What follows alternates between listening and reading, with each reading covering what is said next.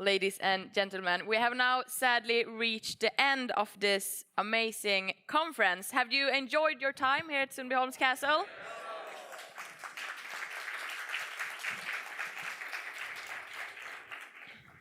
But before we conclude and head home, we have the honor to listen to a closing speech by Charlie Weimers, member of the European Parliament, vice chairman of the European Conservatives and Reformist Group, and a member of New Direction, among a lot of other things. Let's give him a warm round of applause.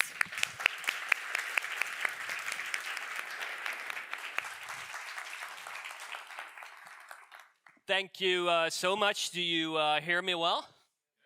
Great. So first of all, thank you to the organizers of this important conference, Mattias Karlsson, New Direction, Vitold, and the group there, as well as Konservativa Förbundet, Henrik Colliander. Having been unable to attend the full conference, I can honestly say that I envy you. A weekend at a castle in summertime Sweden, among friendly-minded people with some of the most brilliant conservatives around. Spending my time in a monstrous modernist complex in Brussels, among hostile-minded people with some of the least, some left liberals around. Even though I don't envy some of the hangovers some of you may experience right now inside this room, I do envy you.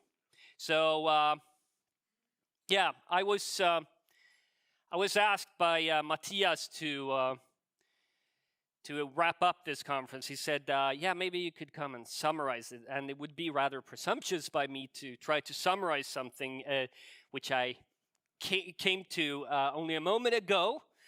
So I won't do that. What I will do, however, is to discuss two remarkable books. John Fonte's Sovereignty or Submission and Yoram Hazony's The Virtue of Nationalism. I read them when they first were published, and I often return to them. So I was very happy when Oikos chose to translate them into Swedish. These books are must-read for any ambitious young conservative.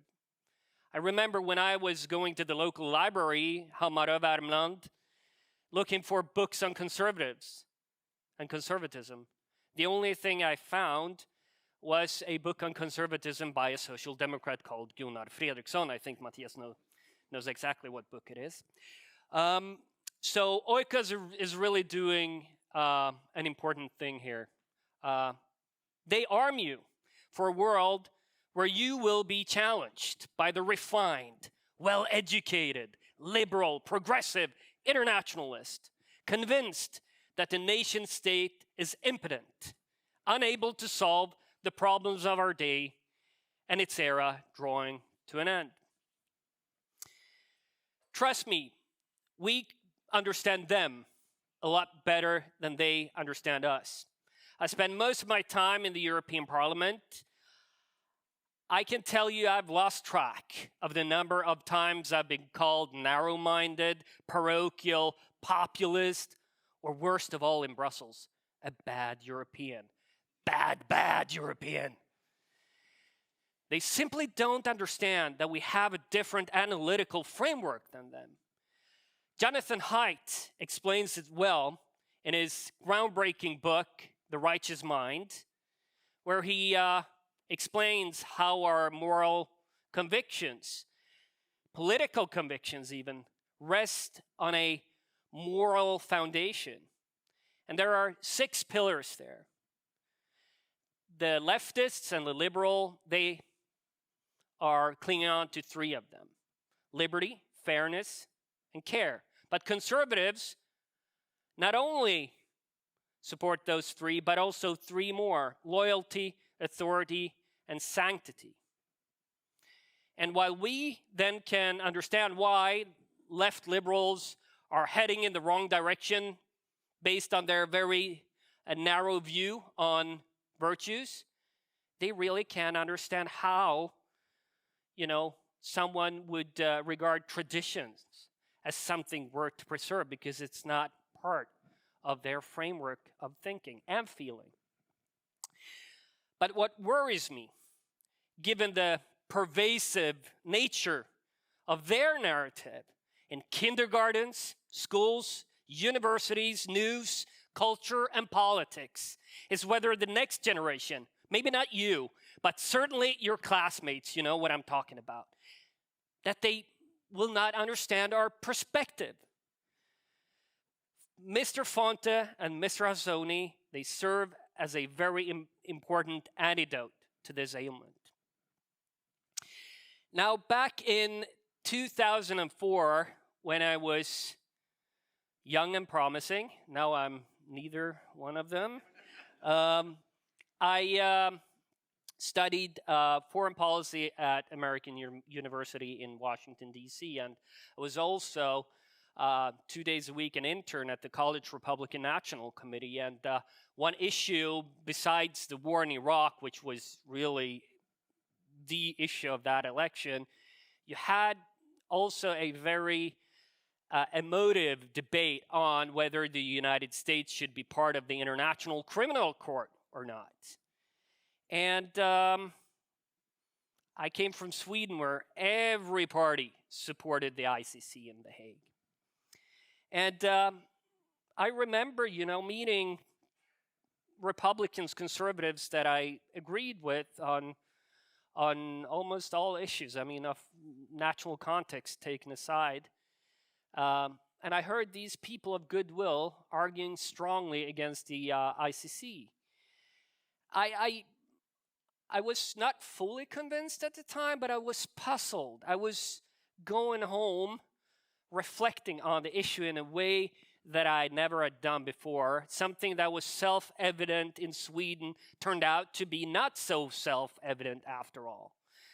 What I would have needed at that time is John Fonte's book, Sovereignty or Submission, as it outlines the struggle between the forces of global governance and constitutional democracy. On the side of global governance, you'll find the thinking and writing classes of the West, and on the other side, all those that work, pay taxes, eat meat, and vote. Global governance, for lack of a better metaphor, is a web of international law, treaties, rulings, and decisions of international courts and institutions. These are, for sure, ratified by democratically elected institutions, such as the Riksdag. But once that decision is made, the sovereignty of the nation state is subordinated to the evolving norms of international law. The moment the parliament endorses a treaty, certain things can no longer be changed through elections in the polling booth.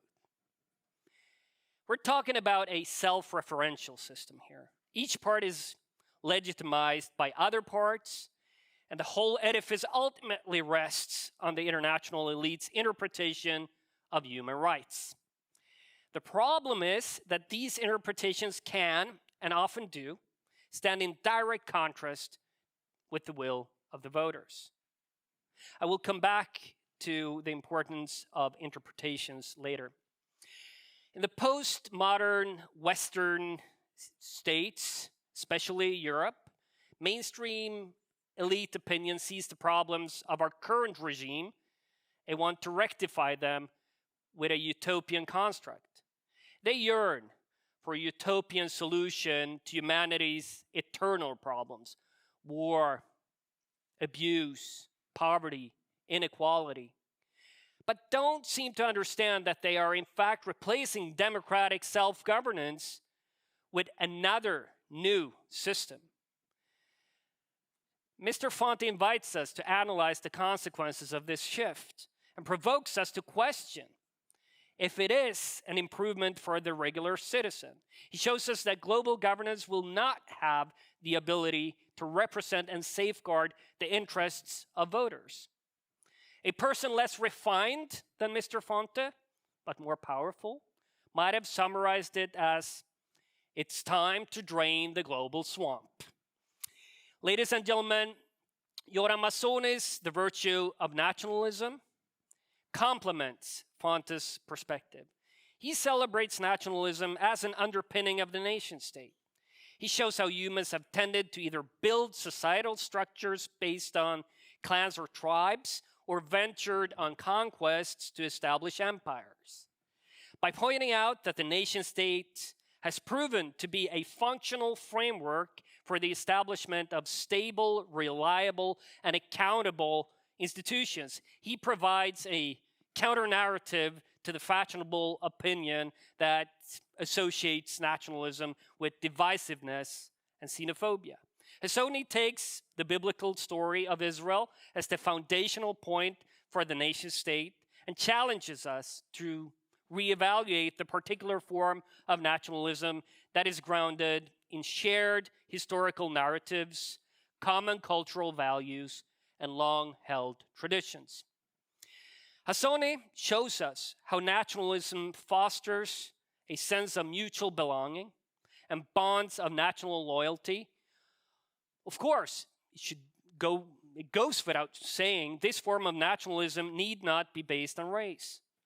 It is this form of nationalism that, in the context of a nation state, that nurtures social cohesion and produces social and moral goods, such as civil liberties, political rights, and the foundations of democracy. The nation state is a time-tested form of human governance, far from perfect, but all of the best societies on earth have been nation states. It generates the best social and political outcomes, certainly much better than the alternatives of clan societies or empires. Ladies and gentlemen, both authors, they acknowledge the importance of cooperation, mutual respect, and the sharing of knowledge among nations to foster progress and collective growth.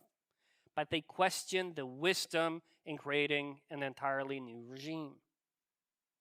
They warn that if power is ceded to the global elites, the nation state no longer can serve its own interests nor the well-being of its citizens.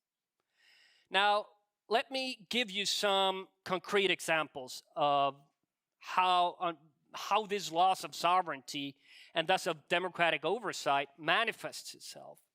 Why not start with the Istanbul Convention? Anyone heard of it? Yeah, Denise, because you've been in Brussels? Yeah. So, what is the Istanbul Convention? It is the Istanbul Convention on Violence Against Women. Hard to get more motherhood and apple pie than that, isn't it? So the question is, what do you do when a convention on this most important subject has been politicized with social constructionist ideology? What I mean with that is that the text of the treaty maintains that gender is a social construct and that traditions based on stereotypical gender roles must be eradicated. By signing it, the countries accept this as a basis for their work. This is bad for three reasons. Firstly, the international community shouldn't legislate on ideologically controversial topics. Second, the countries that I suspect have the biggest problems with violence against women are traditional non-Western societies. They will have a hard time signing on to the convention, even if they agree with the parts that pertain to violence. Turkey, for example, is now withdrawing from the convention. Thirdly, can anyone guarantee that this convention won't be misused to strike down upon laws against trans persons in female sports? Or prohibitions against gender quotas at universities? No, no one can do that. After all, if you look at this convention, all traditions based on stereotypical gender roles must be eradicated. Can anything stand in the way for that? Well, it's not up to us anymore. It's up to the courts to decide that. The EU, a while ago, voted in favor of signing on to this treaty, and this has caused also some procedural problems in the European Union, because the ratification was done over the objection of 6 countries, 6 member states, whose parliaments, for the reasons given above, rejected ratification. This shows how treaties have become a Trojan horse for ideologies that run counter to the democratic will of some peoples. So, the second example, ladies and gentlemen, is the British Parliament's wish to send those seeking asylum in the UK to Rwanda to get their cases reviewed, and if accepted, give them refuge there. It has been agreed with the government of Rwanda. This agreement has been hindered at every stage by well-funded international NGOs, international courts, and harshly criticized by the European Commission. Why? Because it goes against their interpretation of human rights. This shows how inflexible the elites can be in their interpretation of treaties when it's not in the interest of the project. My third example is the EU Corona Fund. The treaties that form the basis for the EU explicitly ban the Union from borrowing funds to give to the member states. This ban was explicitly stated on the homepage of each of the institutions until the moment the Corona Fund was agreed. It was reinterpreted by the creative legal minds of the European Commission. The purpose of the fund, of course, was never really to deal with the pandemic. It was designed to save the euro. And the euro, of course, was another project designed by the elites that failed. If any one of you think I'm exaggerating, Google Target 2 and ticking bomb. You'll know what I mean.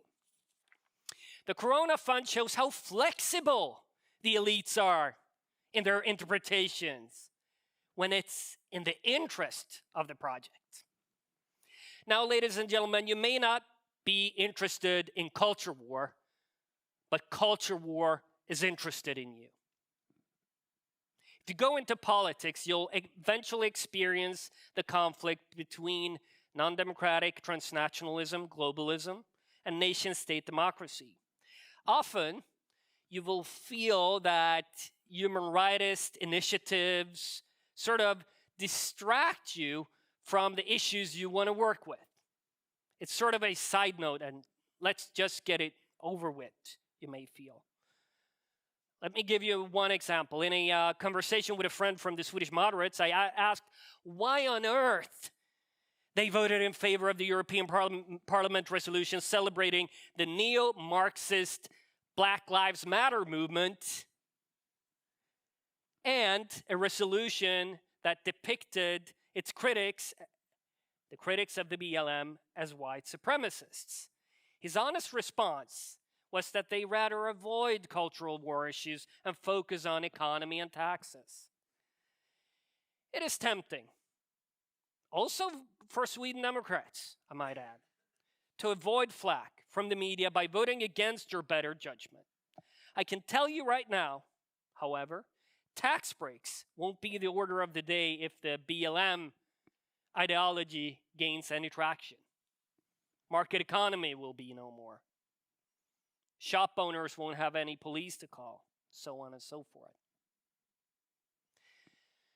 So, who votes against human rights? Who on earth would do such a thing? Well, the answer is those that understand the concrete outcomes, the repercussions.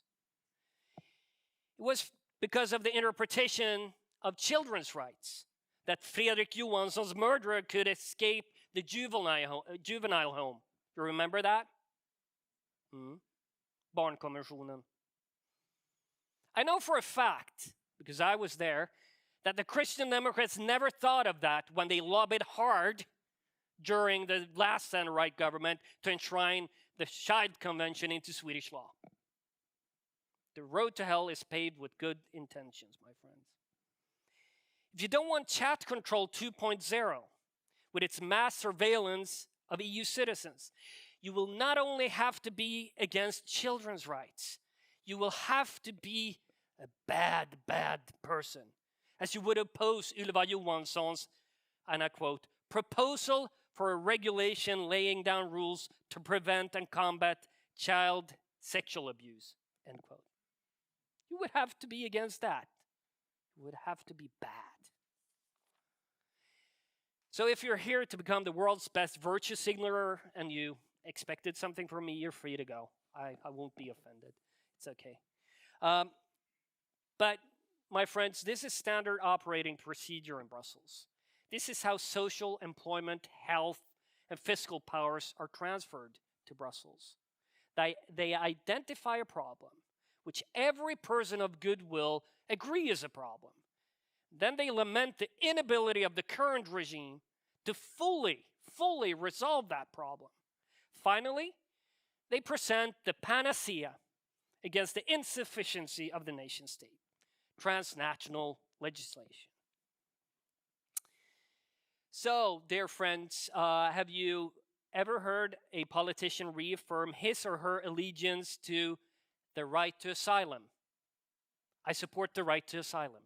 Have you ever heard a politician say that? I know you have. I know I have. It could be one of those bingo cards, during debates between the political party leaders. It's even in the TIDA agreement, probably not by demand of my party, but still. Some of you know what that means. After the New York Protocol of 1967 removed any geographic restrictions on asylum migration. Yes, uttering those words, I support the right to asylum, mean you also accept the idea of migrants picking their countries of refuge instead of going to the first safe country, also known as asylum shopping. Ladies and gentlemen, political expediency has a price that is often paid beyond the lifespan of the politician taking the decision. That is why you should read Fonte and Hazony. And it is why you should come here next year when a new Oikos conference is being held, right, Matthias? If you're aware of the long-run costs of global governance, you will wear the attacks from the center-left and the false conservatives as a badge of honor, because you know that you are in fact defending democracy. You're safeguarding democracy for generations beyond your lifespan. And that, my friends, is a very virtuous thing to do. Then you're a good person. Thank you very much.